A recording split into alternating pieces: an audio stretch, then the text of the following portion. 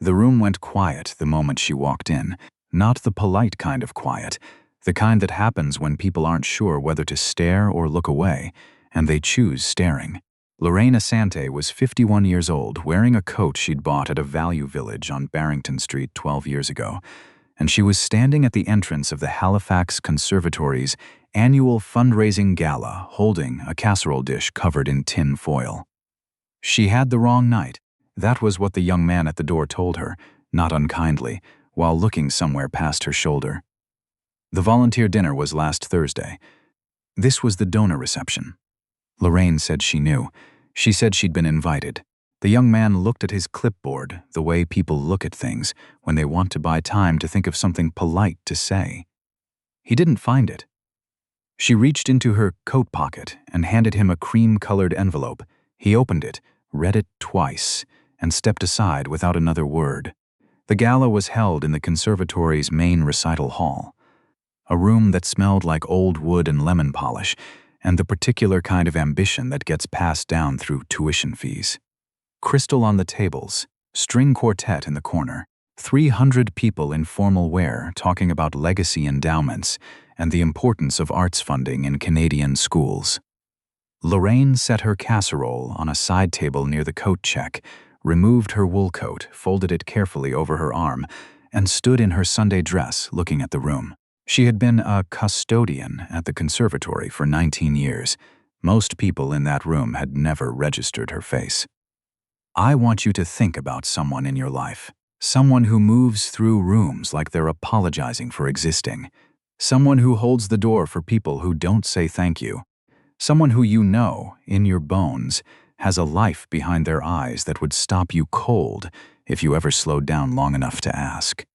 I want you to think about that person while I tell you about Lorraine. She'd started at the conservatory in 2007, when her youngest was in grade 3 and her husband Raymond had just been diagnosed with the thing that would take him 6 years later. She'd needed benefits. She'd needed hours that ended before school pickup. She'd needed, most of all, to be somewhere that wasn't the apartment where Raymond's medication receipts were multiplying on the kitchen counter. The conservatory had been hiring. What no one at the conservatory knew. What Lorraine had never once mentioned. Not to the facilities manager who scheduled her shifts, not to the administrative assistant who processed her timesheets, not to anyone, was that she had graduated from the Royal Conservatory of Music in Toronto in 1996 with a performance degree in classical piano. She had been, at 22, one of the most technically precise pianists her professors had seen in a decade. There was a photograph somewhere, in a box in her spare room, of Lorraine at the Steinway in Roy Thompson Hall, age 23, the night she won the National Young Artist competition. Her hands on the keys, her eyes closed. The expression on her face that Raymond used to say looked like she was praying, and she used to say looked like she was finally telling the truth. After Raymond died, she'd thought about going back. There were programs, mature student pathways, colleagues who'd stayed in the field who might have remembered her name. She didn't go back. She told herself it was finances, which was partly true. She told herself it was time, which was less true. The real reason lived in a place she didn't look at directly, that the piano had belonged to a version of herself that existed before 19 years of early mornings and fluorescent lighting, and the specific exhaustion of being invisible in rooms full of people. She wasn't sure that version of her was still there. She wasn't sure she wanted to find out it wasn't. The woman who noticed Lorraine first was Dr. Helena Crane. Dr. Crane was the conservatory's director of artistic programs, a title that meant, in practice, that she decided which students received the marquee performance opportunities, which faculty received research funding, and which donors received the kind of personal attention that results in a wing named after them. She was 63 years old, had been at the conservatory for 27 years, and operated with the particular confidence of someone who had confused institutional power with personal authority for long enough that the distinction had ceased to matter to her. She saw Lorraine standing near the coat check and felt something she would have described as concern for the integrity of the event, but which was, if you followed it down to its root, something older and less flattering. She crossed the room. "Excuse me," she said, and her voice had the pleasant firmness of someone who has delivered difficult news many times and learned to make it sound like a favor.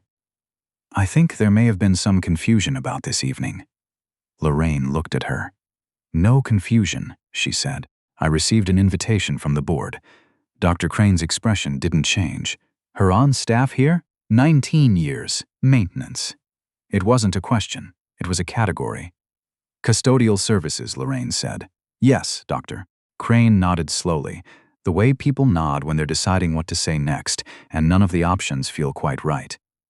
Then she said, with great reasonableness, "The board does sometimes extend invitations to long-serving staff for our community appreciation events. That would have been in October. I wonder if the date on your invitation got mixed up." Lorraine reached into her dress pocket and handed her the envelope. Dr. Crane read it. The invitation was dated 3 weeks ago. It was signed by the board chair. It said specifically that Lorraine Asante was invited to attend the annual gala as a recognized community contributor in acknowledgement of a private endowment she had made to the conservatory's scholarship fund. Dr. Crane looked up. "You made a donation," she said. "I did, to the scholarship fund. $40,000, Lorraine said, "in Raymond's name. My husband. He always believed in music education." She paused. He couldn't read a note himself, but he believed in it. Dr. Crane handed the invitation back. Her expression had the quality of someone recalibrating in real time and not enjoying the process. "Of course," she said. "Welcome." She walked away. Lorraine watched her go and then turned back toward the room, and if she felt anything about what had just happened, she kept it in the same place she kept everything. Somewhere behind her eyes, quiet, waiting. The quartet in the corner was playing a Haydn divertimento with the careful competence of people who are very good at their jobs and know that no one in the room is listening. Lorraine listened. She recognized the piece. She could feel the way you feel music when you've spent years inside it, exactly where the second violin was slightly rushing the transition into the second movement, and she had the involuntary thought that she'd have asked for more breath there, more weight, before she caught herself and let it go. She found a seat near the back. She ate a dinner roll. She watched the room. Near the stage, Dr. Crane was moving between tables with the ease of someone completely at home, touching shoulders, laughing at the right moments, leaning in to murmur things that made donors feel like co-conspirators in something important.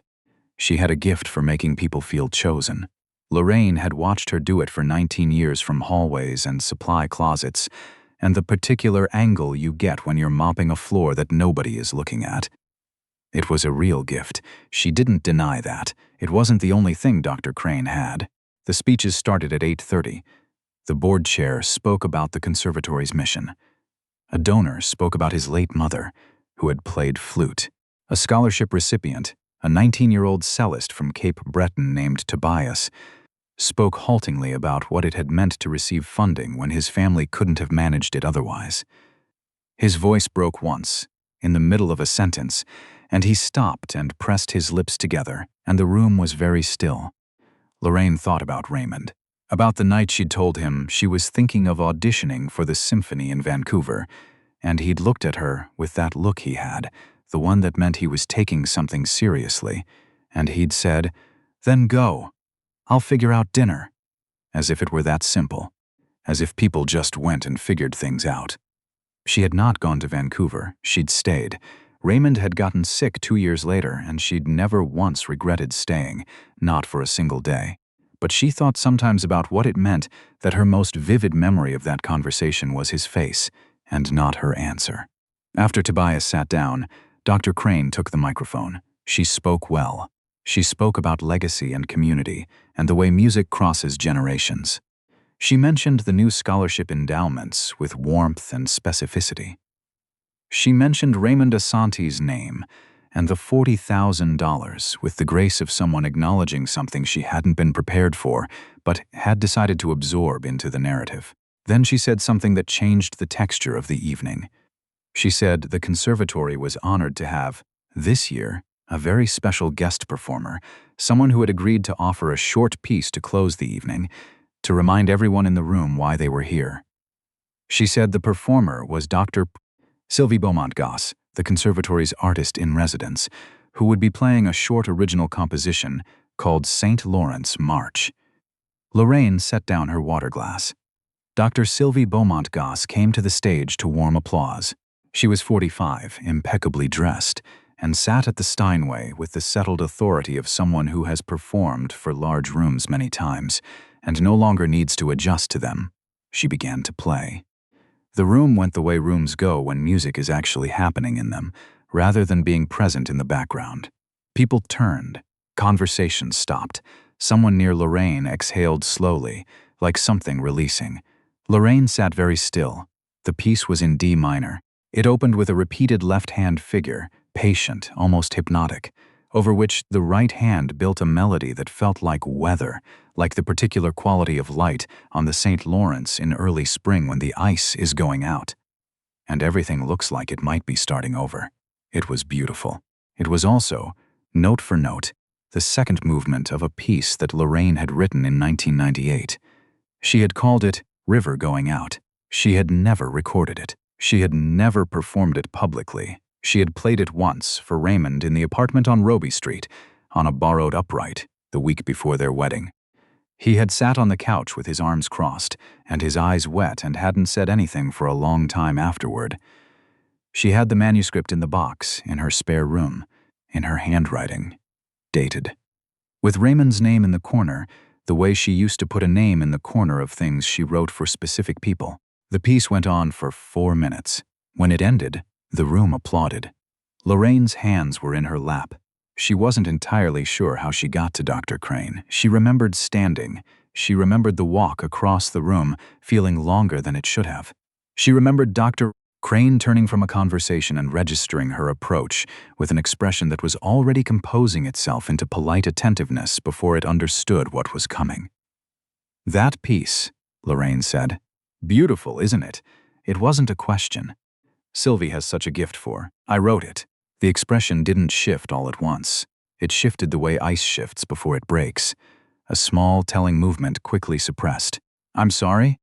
"River Going Out," Lorraine said. D minor. Compound time. Repeated left-hand figure ascending.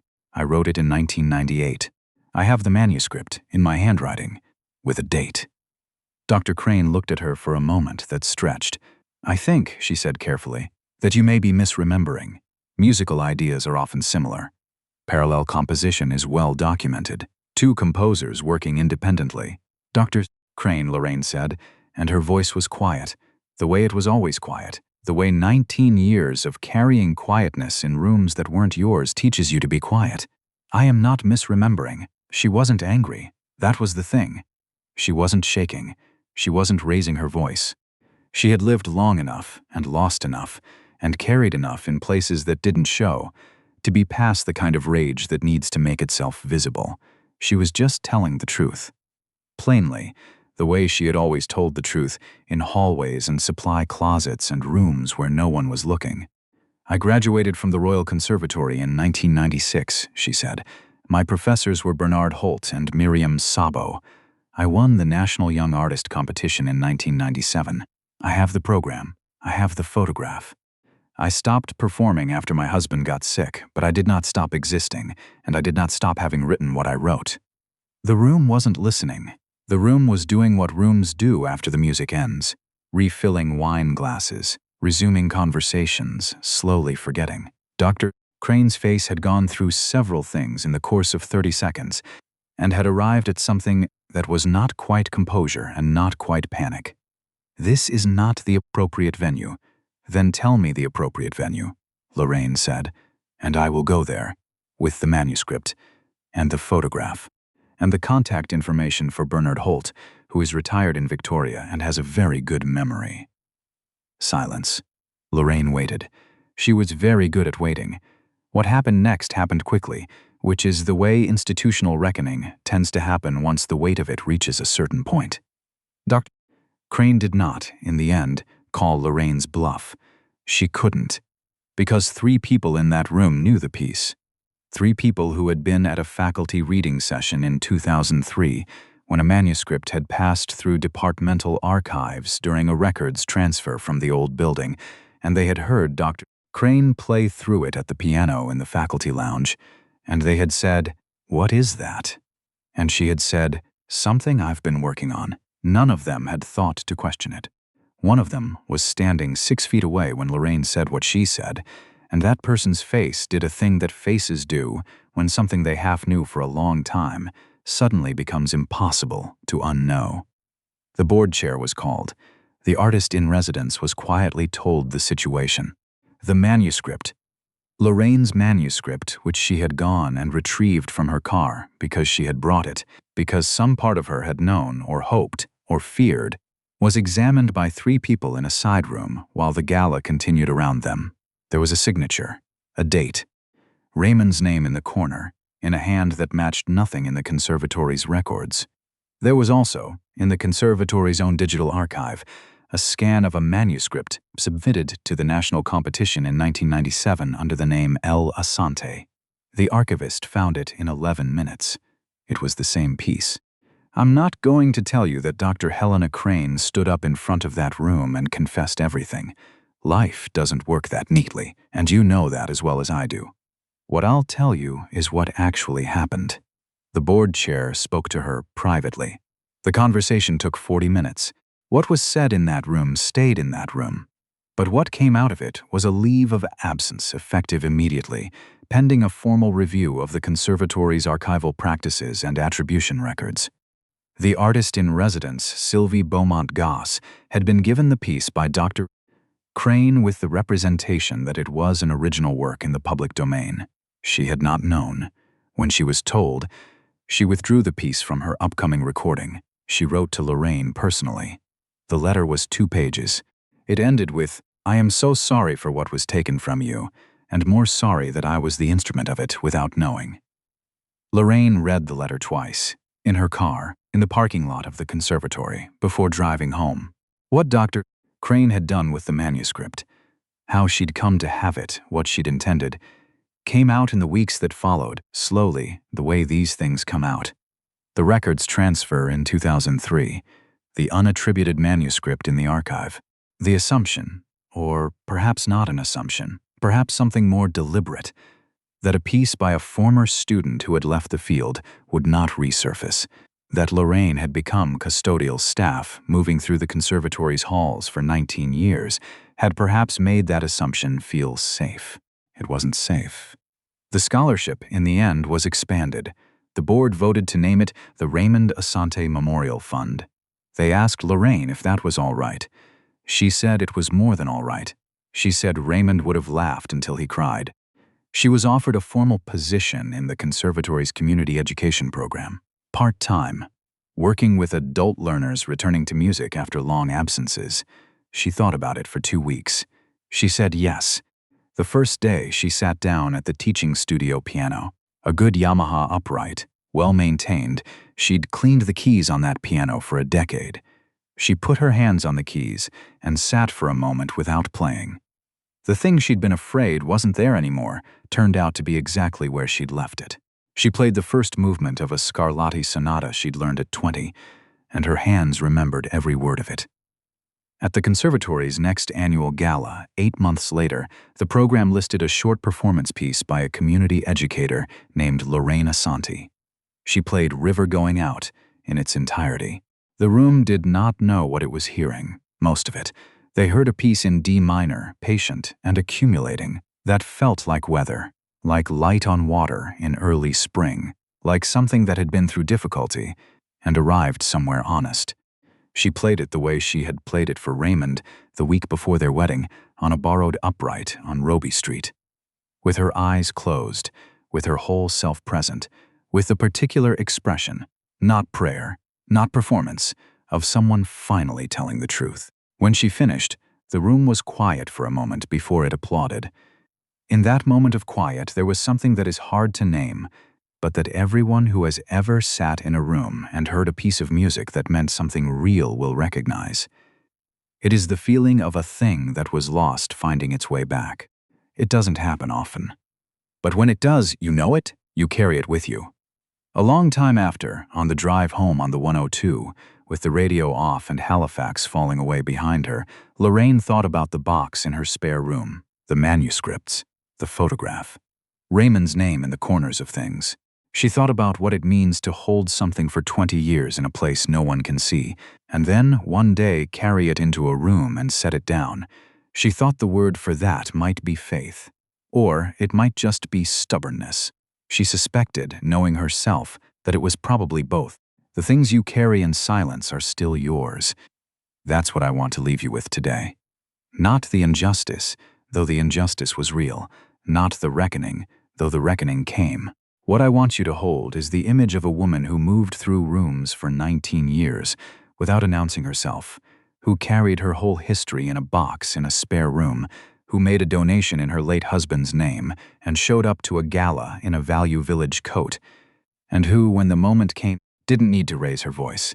She just told the truth. If you know someone like Lorraine, tell them. Tell them today, tell them. You see them. And if you are someone like Lorraine, if you are carrying something and no one looks, I hope you find your room. I hope you find your piano. I hope you play. If this story stayed with you, leave a comment below.